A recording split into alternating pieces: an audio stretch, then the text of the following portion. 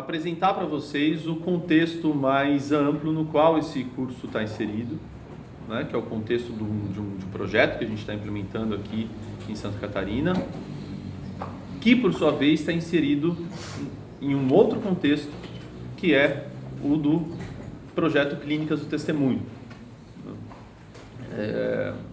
Quem aqui já ouviu falar do projeto Clínicas do Testemunho?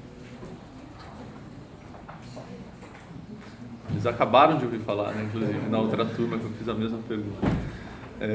Eu pergunto sempre porque às vezes a gente está trabalhando muito com uma coisa e a gente não percebe o quanto existe um déficit de divulgação, né? Aqui todos os profissionais da área e a gente não consegue chegar em quem a gente precisa.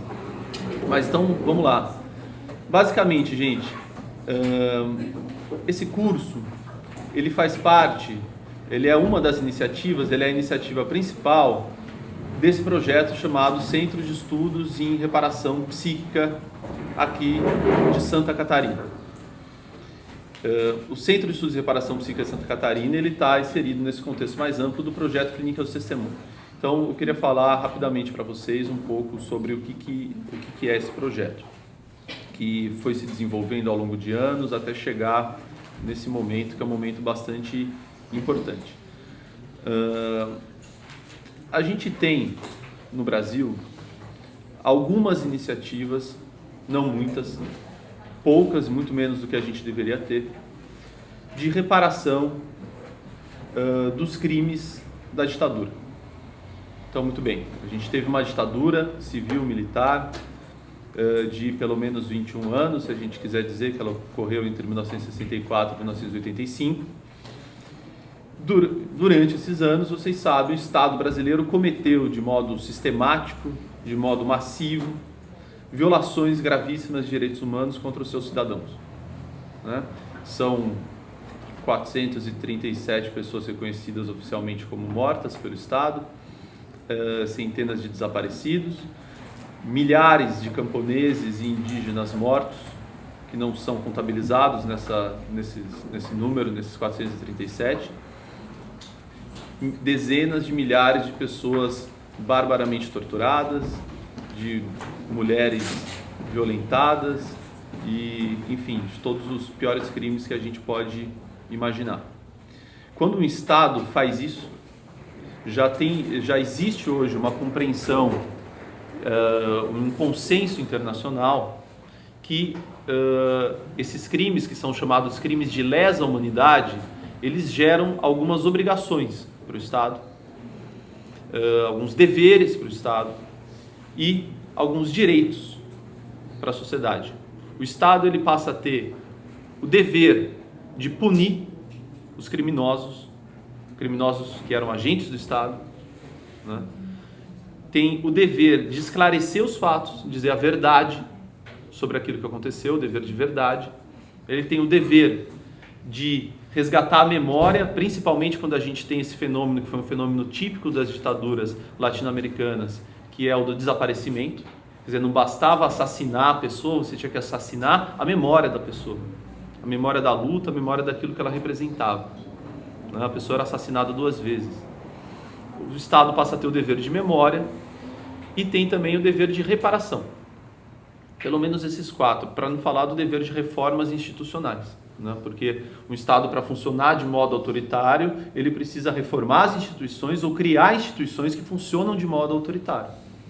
E depois, para você passar para uma democracia, você não passa numa canetada, você tem que reformar essas instituições para que elas possam funcionar a partir de uma lógica democrática. Bom, esses são então os 4, ou se a gente quiser 5, né, a partir das reformas institucionais, os 5 fundamentos daquilo que a gente chama de justiça de transição, aquilo que permite que o Estado passe de uma organização autoritária para um modo de funcionamento democrático. Muito bem, como o Estado brasileiro avançou na sua transição democrática? De modo deficitário, como vocês sabem, mas que tem como pedra angular, que teve como pedra angular a reparação. Então, o primeiro ato de abertura, né, da ditadura para aquilo que a gente tentou começar pelo menos a chamar de democracia, o primeiro ato de abertura foi por um ato de reparação, que foi a lei da anistia, em 1979. Essa lei que é ambígua, porque ao mesmo tempo que ela garantiu a reparação, por um lado, das vítimas da ditadura, então aqueles que estavam exilados em outros países puderam voltar para cá, os partidos políticos saíram da clandestinidade, puderam voltar a se organizar, né, de modo legítimo, de modo legal. E por outro lado, essa mesma lei da anistia garantiu a impunidade dos assassinos, dos estupradores, dos torturadores, agentes de Estado da própria ditadura, né? Mas começa ali um processo de abertura política. Por que eu estou falando isso? Porque esse curso aqui, ele está inserido numa comissão, que se chama Comissão de Anistia, do Ministério da Justiça. O que é a Comissão da Anistia? O Estado brasileiro criou 3 comissões para lidar com os crimes da ditadura. Comissão da Verdade, vocês devem ter conhecido porque ela foi a mais pop, que é uma comissão transitória, criada para esclarecer as circunstâncias das violações de direitos humanos acontecidas durante a ditadura. Foi criada em 2013, se eu não me engano, é isso? 2013, acho que é. A Comissão Especial sobre Mortos e Desaparecidos Políticos, que foi criada em 1995. O que é a Comissão Especial sobre Mortos e Desaparecidos Políticos? É o Estado brasileiro cumprindo a obrigação de ir atrás dos restos mortais dos entes queridos, daqueles que foram assassinados e tiveram seus cadáveres ocultados pelo Estado. E além disso, pagando também reparação financeira, grana, para os familiares desses mortos. Em 2002, o Estado brasileiro cria a Comissão de Anistia, que vem regulamentar esse dispositivo, esse direito da população, a anistia política, que, como eu disse, surgiu em 79 e depois é consolidado em 1988 na Constituição brasileira. O que a Comissão de Anistia faz, então? Ela é uma comissão de reparação que vai conceder à pessoa que foi torturada, que foi perseguida, o estatuto de anistiado político e vai garantir o direito que essa pessoa tem à reparação. Então, muito bem. Ela é criada como uma comissão que simplesmente é um cartório. A pessoa chega lá, ela fala: eu fui torturada, eu fui presa, né, eu fui perseguido, eu tive que sair do país, eu tive que largar meu emprego, eu tive que largar minha faculdade. Ela tem que provar isso, ela entra com requerimento. A Comissão de Anistia tem uma série de conselheiros.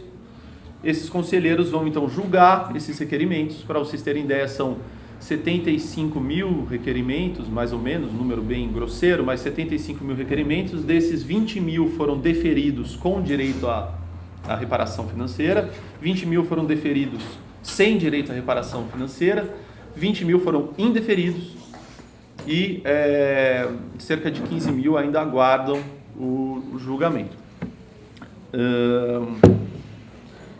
Não se faz reparação, não se faz justiça de transição do modo como a gente fez. Que modo? Esse modo em que cada etapa acontece separada das demais. O que eu quero dizer com isso?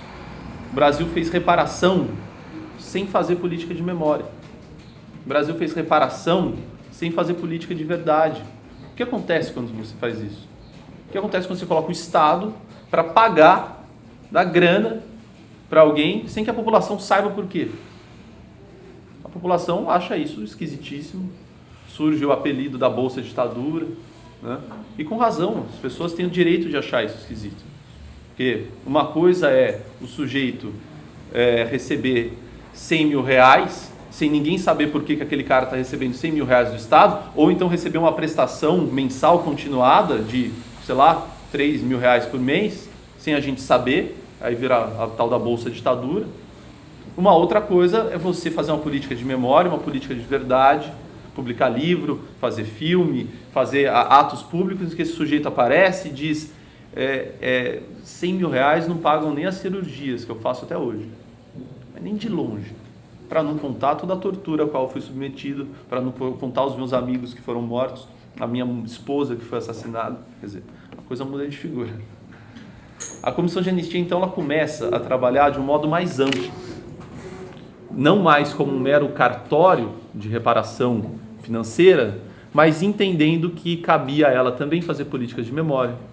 Então passam a ser feitos livros, filmes sobre a ditadura, políticas de verdade, e a reparação passa a ser entendida de um modo mais amplo, não só como esse ato de reparação financeira, mas como reparação moral, reparação coletiva. Então tem as caravanas da anistia, enfim, tem uma série de programas, e a Comissão de Anistia traz para o Brasil isso que é a reparação psíquica, quer dizer, o Estado cometeu esses atos, ele promoveu danos financeiros, danos físicos, e ele promoveu também traumas, danos psíquicos, e cabe ao Estado reparar esses traumas que ele mesmo produziu.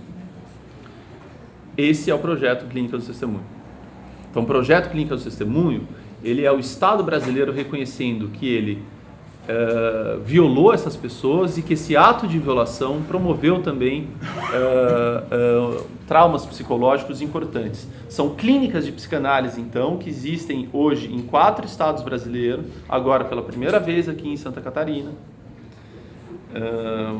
que atendem as vítimas da ditadura. Aquelas pessoas que sofreram atos de exceção, segundo a lei, entre 46 e 88. A gente tem agora, começou esse ano, pela primeira vez em Santa Catarina, então, um núcleo de atendimento para as vítimas da ditadura. A pessoa que foi perseguida durante a ditadura, ela tem direito a atendimento psicológico gratuito no interior desse projeto Clínicas do Testemunho. O que aconteceu para que a gente chegasse aqui? Aqui a gente já está falando de um outro contexto, a gente não está mais falando de ditadura, né? A gente está falando da violência de Estado no presente. O que aconteceu? A Comissão de Anistia fez uma parceria com o governo do Reino Unido. O governo do Reino Unido, ele tem um órgão chamado Conselho Britânico. O Conselho Britânico, por sua vez, ele tem um fundo chamado Fundo Newton, que investe no mundo inteiro em iniciativas de direitos humanos, capacitação profissional, treinamento profissional, enfim, nos termos lá que eles usam, educação, tecnologia, ciência, etc. Nessa parceria com o governo do Reino Unido, a Comissão de Anistia pôde fazer algo que ela já estava caminhando e se dedicando bastante, que consistia basicamente em dizer: não se trata de achar que a gente está lidando com os crimes da ditadura por uma espécie de um capricho histórico. Não se trata disso. O que a gente entende de modo muito claro é que se a gente precisa lidar com isso, se a gente precisa lidar com os nossos crimes do passado, é porque esses crimes do passado reverberam até hoje no nosso modo de organização social do presente. A gente tem uma sociedade autoritária e, em parte, esse autoritarismo é legatário dos nossos 21 anos de arbítrio, assim como são legatários os nossos modos de funcionamento autoritário, também, evidentemente, de todas as outras barbaridades e atrocidades da história brasileira, a começar pela escravidão e por aí afora. Bom, nessa parceria com o Fundo Newton, a gente começa, então, esse projeto que tem um outro foco. Qual o foco? Violência de Estado no presente, que tem que ser entendida nesse sentido estrito, violência de Estado, ou seja, um agente do Estado que comete um ato de violência contra o cidadão, e também no sentido mais amplo, de uma sociedade autoritária em que as pessoas são vítimas de violência por diversas formas. Como a Marilena falou muito bem, uma sociedade machista, uma sociedade racista, enfim, em que o contexto da objetificação do outro, né, do violar o outro, colocando ele como objeto e não como sujeito, é bastante amplo. Tratar de violência do Estado no presente. Esse passa a ser o foco desse projeto que a gente está tocando aqui. E tem uma outra mudança de foco. Esse projeto faz atendimento psicológico? Faz. A gente vai atender egressos do sistema penitenciário, da agronômica aqui. Mas o foco maior desse projeto não é mais o atendimento, o foco é a capacitação. O foco é, vamos chegar... A gente quer falar de violência de Estado no presente? A gente vai inventar a roda? Ou a gente vai reconhecer que o que a gente tem de importante em termos de saúde é o SUS? Que o que a gente tem de importante em termos de atendimento à população é o SUAS, são os serviços públicos, e que essa é a nossa aposta.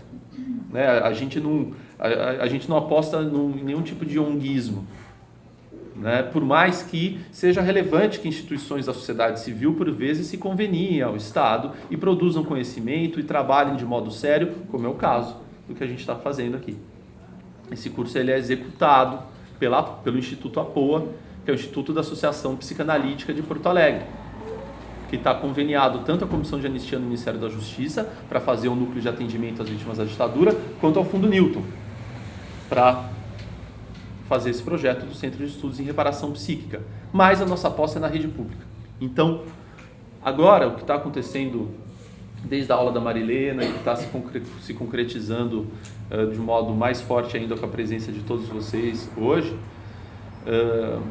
é que a gente de fato está trazendo toda essa experiência do projeto Clínicas do Testemunho. Vamos lidar com os efeitos psíquicos da violência? Vamos. É necessário que a gente se aprofunde nessa temática? Mas vamos lidar com os efeitos psíquicos da violência hoje e vamos lidar com isso junto com quem está lá na rede, com quem está lá na ponta. Essa é a ideia. Então,